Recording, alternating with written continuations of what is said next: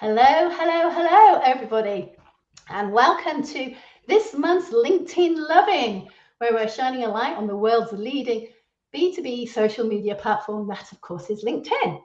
And interestingly, we're actually talking about LinkedIn itself today because at 21 years old, it actually makes it one of the oldest social media platforms. So it's older than Facebook, older than Twitter or X, as we call it now, and also older than YouTube. And of course, many other platforms have come and gone in that time as well.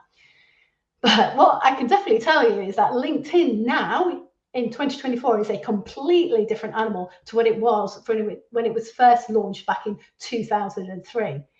And so I'm delighted to have Jeff Young here because he's going to be the absolute best person to talk us through how LinkedIn has changed.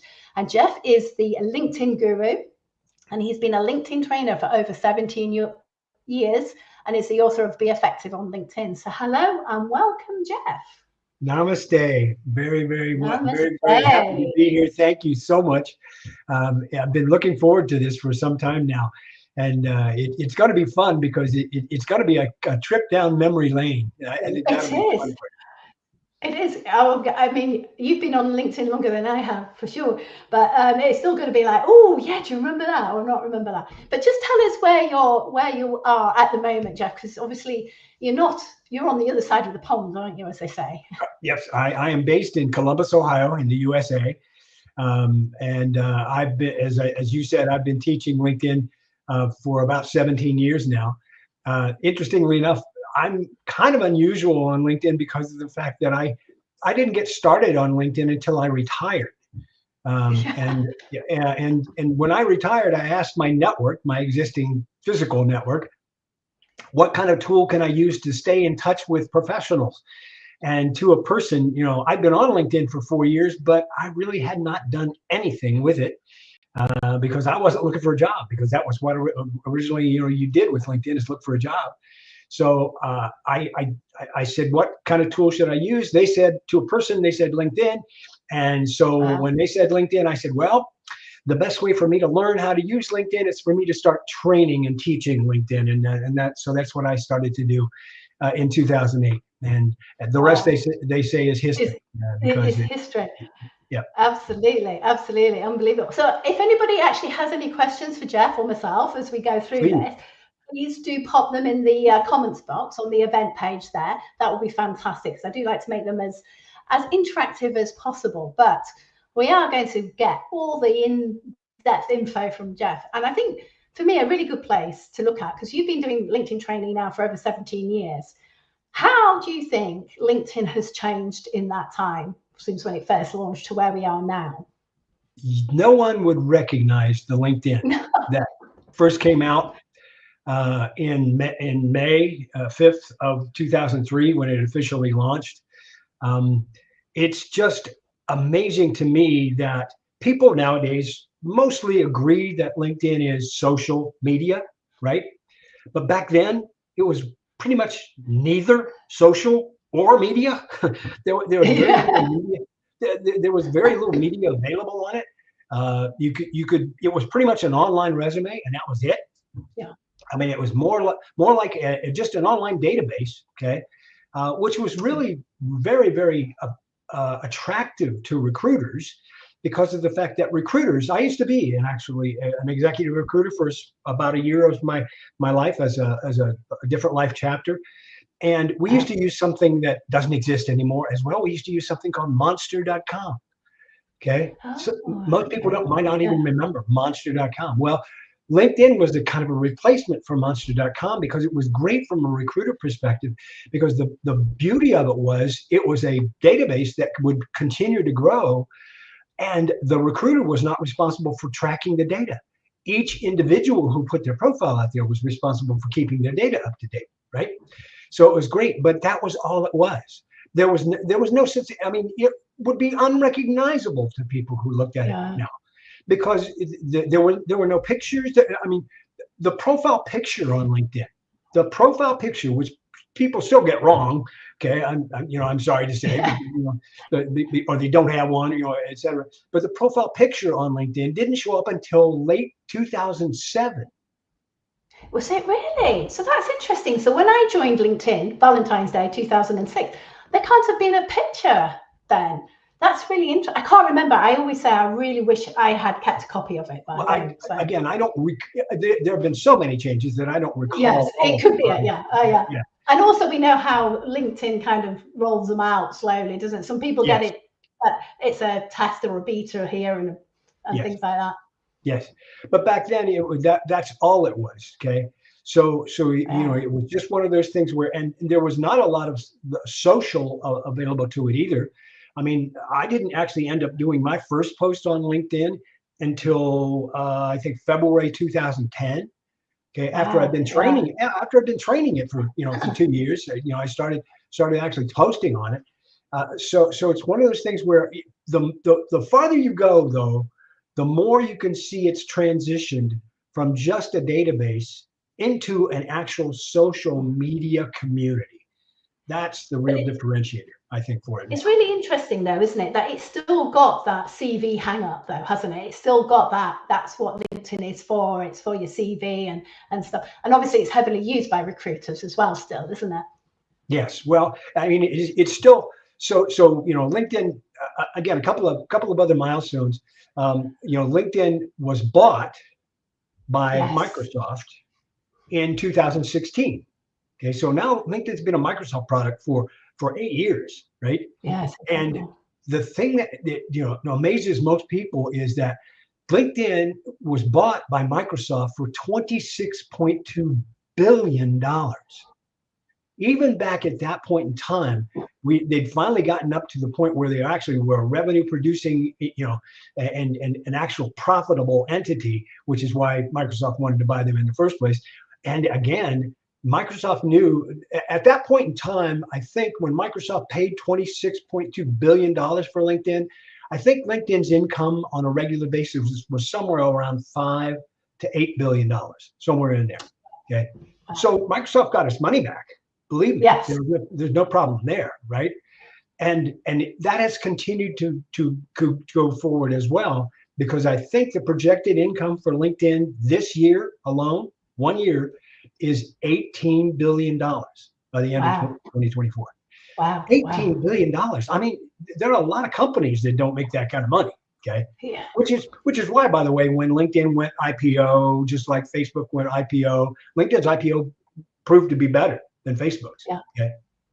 And as far as relationships to other, there's always been this big, huge wall between LinkedIn and Facebook, which makes sense because LinkedIn is the professional side of things. Facebook is the cat video side of things, for lack of a better term.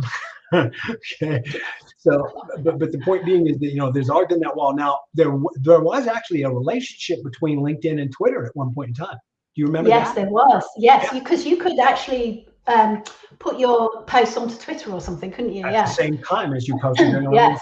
That's exactly right. You got to choose that I want to post on LinkedIn by itself, or I want to post on LinkedIn and Twitter, at the same time. Yes. By the way, now I don't even have a Twitter account. There is no point for the LinkedIn guru to have a Twitter account. Okay, it's just why would I advertise LinkedIn on Twitter? It doesn't make any sense to me. Okay, why would I advertise LinkedIn on TikTok or Instagram or whatever? Again, and as a matter of fact, LinkedIn removed that link to Twitter altogether. So as far Yes, as I they know did. now, I'm not quite sure. I'd have to go double check it because you never can tell. They put stuff back after taking it away. Yeah, they do. Yeah, Yes. but there used to be an actual link to your Twitter account that you could Yes. specify in your LinkedIn profile. Yeah. I I don't think. think that's definitely gone Yeah, because I don't think that's I there. think it's definitely gone. Yeah. Right. But yeah, it's so interesting, isn't it? And I think it's interesting. I mean, you're saying how much money LinkedIn makes as a company.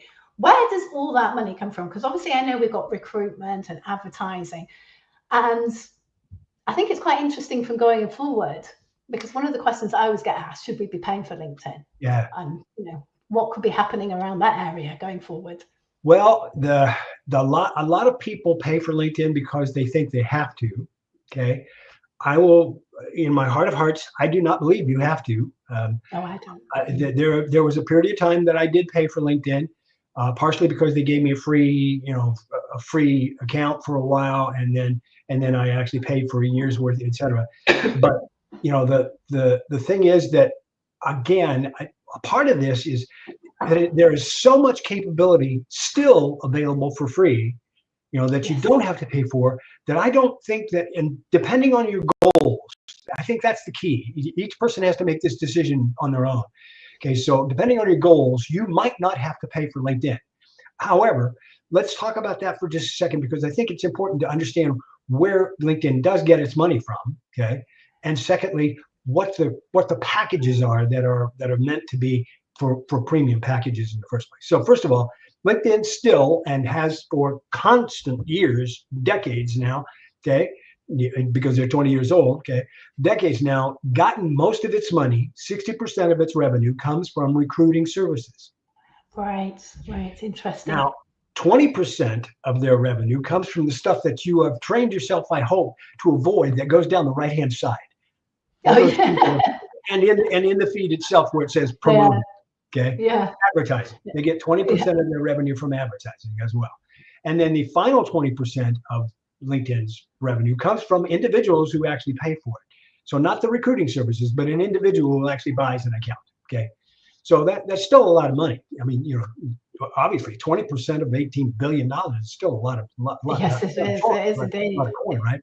But from the standpoint, let's say this: if you were considering buying LinkedIn, you're considering paying for LinkedIn, if you were a recruiter, I would say it's an absolute must.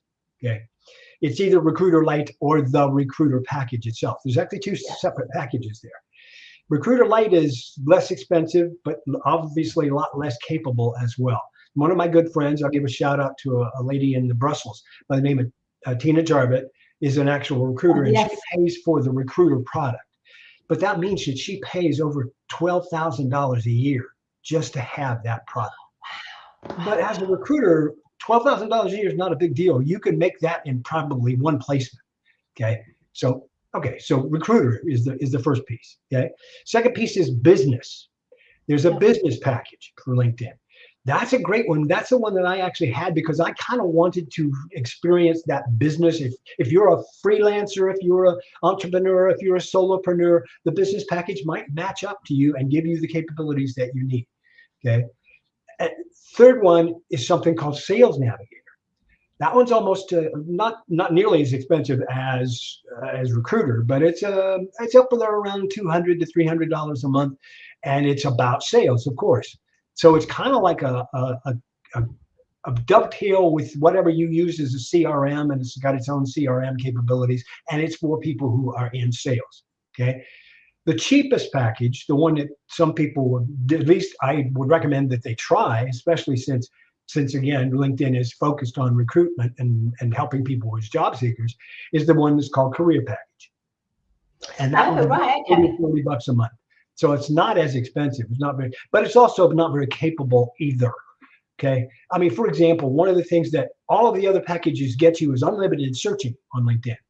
If you buy the Career Package, it still doesn't get you unlimited searching on LinkedIn. Right. So you can run out of searches. Okay. If you go through that process. So, it's great. And that's all evolved over time. This is now, how LinkedIn has targeted its different audiences. And I think it's done a good job of making up products that actually fit to those particular kinds of audience. Yes, and I agree. And it's interesting because they've also introduced premium company pages, haven't they? And it's going to be really interesting to watch the uptake of that. I'm a little bit frustrated about that because I already pay for LinkedIn. I chose to pay for LinkedIn purely because I train on LinkedIn. I'm with you. I don't think that 99% of people on LinkedIn, or business owners, don't need to pay for LinkedIn. So I'm a little bit annoyed that LinkedIn won't let me have a free, a paid version of the company page, even though I'm already paying for it. So I'm a bit, they're wanting to squeeze even more money out of companies and individuals by doing that. Well, again, they are a business. So that's, if we segue into a little bit is in terms of where we're going, where LinkedIn is going, okay? LinkedIn is going to want you to pay for it. It's unfortunate, but they are, because they're going to continually chase that dollar. And I've heard many of my peeps say that if you want to know why LinkedIn makes a decision, like for example, the most recent decision that they just made yesterday about dropping the native audio events inside of LinkedIn and then making it a part of a third-party event like Zoom or Restream or StreamYard, et cetera, okay, it's all about money. I think that more than anything else, that decision that they made there may not be popular with very many people, but it's a popular decision with their bottom line because of the fact that they don't have to support a native application anymore, like audio, and they don't have to expend the money that it costs them to put together that inside of LinkedIn. Which bodes, by the way, just where most people will tell you that LinkedIn is going is that there is probably going to be a native video product inside of LinkedIn someday. I hope that's true, but I'm telling you, them dropping the native audio product is not a good sign, okay, in terms of them going with, building something native inside of LinkedIn, okay? Indeed, that I think is really interesting, isn't it? Because I think, because I use StreamYard obviously to do this. So in theory, because that's one of the reasons why I've never done audio events, because you can't record it. I like to be able to record the content and use it again. And so it's interesting. So for me, that maybe an audio would be an opportunity now. But yeah, so the whole native video thing is going to be really something to watch over the next few months, I think. I'm just going to put just a couple of comments up here. So Craig's asked, Jeff, do we really actually need unlimited searching? Right. Again, it's a great thing to have, Craig. Craig is my brother from another mother from Scotland, and it's a nice thing to have. But I don't think that you can. I think there are so many ways to get around it, Craig, that it's not really a needed type of thing. If you use things like Boolean search and you limit your search and focus your searches well enough, then you'll never reach the limit. I haven't reached the search limit in years, and I've been on LinkedIn free for years as well. Yeah, I agree. I don't think you need, and there are ways and means around it, I think, as well. Nigel Cliff, who actually came in and did a LinkedIn Live with me after Uplift Live, the LinkedIn UK conference, right, talked all about the Boolean searching on Google. So yeah, absolutely.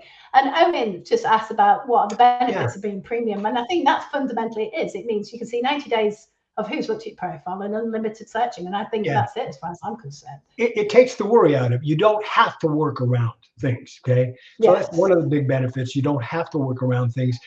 But I gotta say that every single time I've had a discussion with someone about LinkedIn, 95 to 99% of the people that I talk to about LinkedIn haven't even scratched the surface of what you can do for free, much less pay for LinkedIn so that you can get some more, right? But what the benefit of having a premium membership is that you get more of what they give you a little of for free. How's that? That's the best way to say it. So if it's worth the money to you to get that extra capability in terms of getting more ability to see more of the people who have viewed your profile, getting an unlimited number of searches, getting an unlimited number of personalized invitations, okay? Because those are all things that those are all things that they pared down, okay, and somewhat taken away from the freemium version, okay. So that they're pointing people toward that that paid version all the time. But again, no matter what they've done to me, to the way that I use LinkedIn, I've always been able to find a way to get around it, and I never needed to actually pay for it. Yeah, fantastic. Thank you. So if anybody's got any questions for Jeff, please do put them in the comments box and we can come on to that. So I think we've talked about where LinkedIn's been and where we think LinkedIn is going. And I know we haven't looked at AI, and LinkedIn, annoyingly for me, seems to be putting AI in there a lot. Yeah. I don't get me wrong, I'm not against AI. I've got ChatGPT and stuff like that, but actually within LinkedIn, I can't see the benefit of that at all. Do you think that's something of them jumping on the bandwagon or something? Yeah, I totally agree with you. I think there's going to be more of it, though. I think they're going to hone it. I think they're going to improve it. Okay. Right. Right now, and AI is another one of those things that LinkedIn is looking to possibly be good enough to allow people to think it's worth paying for. Okay. Because there's so much that is a part of AI right now. Like if you want AI to help you write a post inside of LinkedIn, anyway, you have to pay for LinkedIn. If you want AI to help you write your about section, you have to pay for LinkedIn in order to help you do that. Now, obviously, there are options outside of LinkedIn, like ChatGPT and Copilot and what you name them. There's tons of AI out there that can help you rewrite that and then just copy and paste it into LinkedIn as well. So there's still free versions of AI that are available, right? But LinkedIn is looking at AI in terms of being something that's an enhancement that people would actually be willing to pay for. Now, the funny thing is, though, that honestly, again, this is my personal opinion, okay? And I'm the kind of teacher that, I think the best teachers in the world show you where to look, but they don't tell you what to see, okay? So this is just my personal opinion about AI in terms of LinkedIn is concerned. Every single suggestion that I've ever gotten from LinkedIn is a part of the algorithm and the AI. They'll suggest you make a comment like this. They'll suggest you go, that was inspiring because, okay? And then, yeah, exactly. Every single one of those has been, in a word, useless, because it doesn't express me as me. And until that's going to happen, until I can merge and I can actually mold AI to talk like me and be like me and show my personality. I mean, AI is never going to put a guy with big red S behind me. It's just never going to happen, okay, inside of LinkedIn. So I don't use AI from that perspective, but I maximize the media kinds of things that I can do on LinkedIn, because I believe the media enhances my brand and also enhances how I show up on LinkedIn, as in activity, first of all, but also as in stopping the scroll. And you'll notice that in the comments for this live, okay, all of the comments that are there have a picture when I'm doing them, okay? Usually that picture is something called a GIF or a GIF. Yeah. Thank you, Jillian Whitney. I've got to give a shout out to Jillian Whitney. She and I have this ongoing argument about whether it's GIF or GIF. And she says, choosy mothers choose GIF. So I'm going, how can you argue with that? Oh my goodness. Anyway. So that is fantastic. I really agree wholeheartedly with you about the AI stuff. So it will be interesting, I think, going forward. So into the future with LinkedIn, it will be, how will they have improved AI, and where will we be forced into paying to play on LinkedIn a little bit more as a future? As LinkedIn, I always say it's sticks and carrots, but as you say, some of the sticks have taken some of the free features out, and they have done that consistently over time. Because I remember when I first sort of got onto LinkedIn, what blew my mind about it is that you could actually make notes about people and put tags on people, and this was on the free version of LinkedIn, and I was like, and they soon realized the value of that and stopped it. So I know that that they are constantly realizing how and taking the free stuff away, but I still think we still can use it today. Yes, sorry, Jeff. Those notes and those categorizations of people and those kind of things that we used to be able to do for free, guess where those ended up? Sales Navigator. Exactly. Yeah, and the tags have gone from Sales Navigator now, which is frustrating. So they just took it away from they took it away from the freebie and gave it to the people who pay. One of the interesting things is the way that they change things to make them more social media like, to a certain extent. For example, some people again won't remember this, but way back when we're talking about direct messages and the messaging section of LinkedIn, it used to be like email. You actually could have things in folders on the email, and it even used to have something. Now it still didn't allow you to do spam, because there was a maximum of, you could send something to a maximum of 50 people. Okay. Yeah, I was going to say you could blind copy them as well, couldn't you? So you could send one email to a number of people. That's exactly right. There used to be something called BCC that you could actually, send it to 50 people, but BCC, okay, so that nobody saw it except the individual, that it came to. So that went away. That doesn't exist anymore. Okay. So now it's more like a text. It's more like a, what they call it, short message system, SMS. Okay. On your phone, it's more like your phone. Well, partially it's because of the fact that another statistic about LinkedIn is that honestly, 60% of people who are using LinkedIn are using LinkedIn on a phone app first, or a smart app, or an app first, right? And again, I like that. That's great. It's great to have that capability on the go, but I really need my desktop in order to be effective on LinkedIn, because you can't write an article. Okay.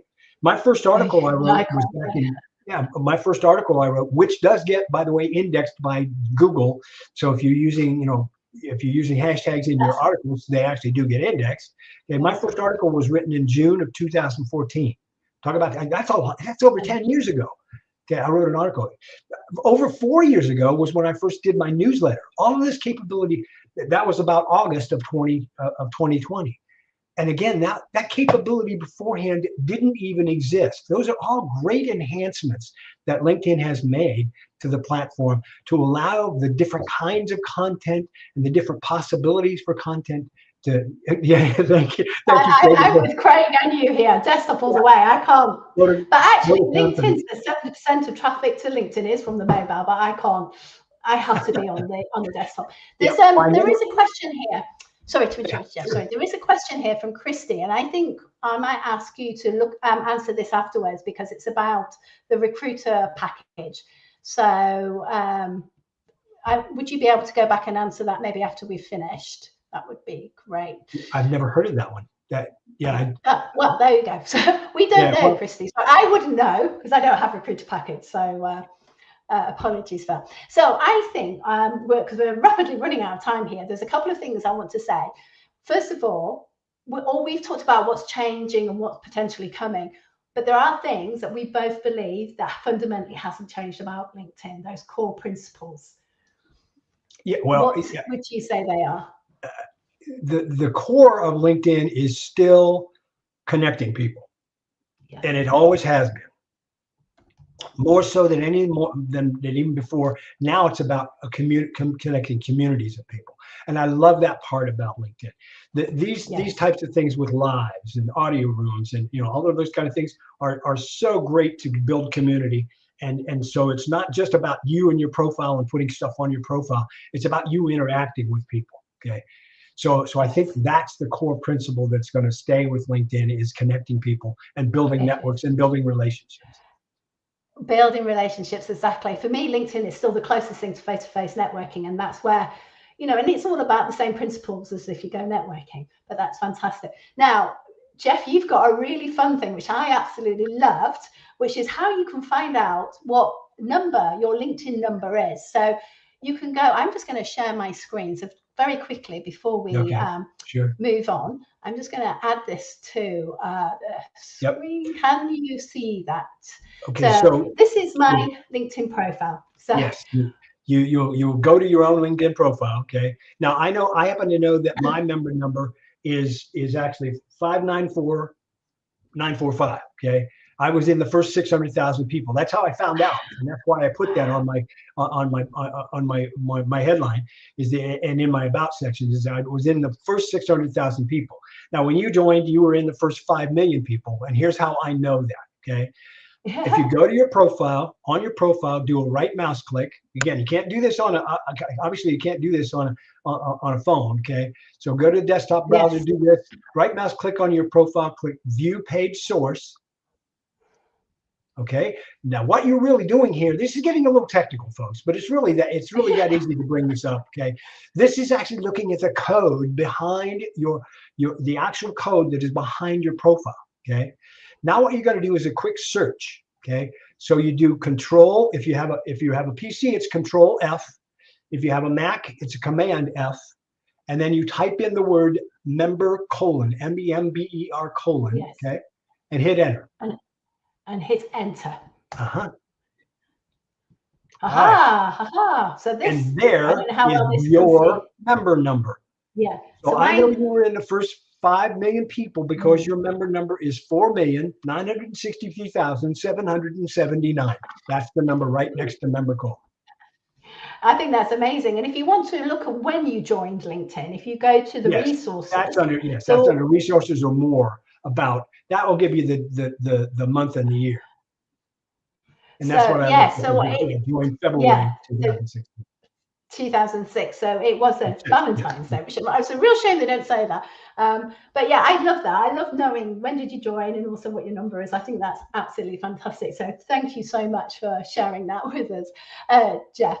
And if anybody wants to connect with Jeff, please go and connect with him on LinkedIn. I'm going to post you've got some fantastic resources as well, haven't you, Jeff? Which I'm going to also post into the comments box.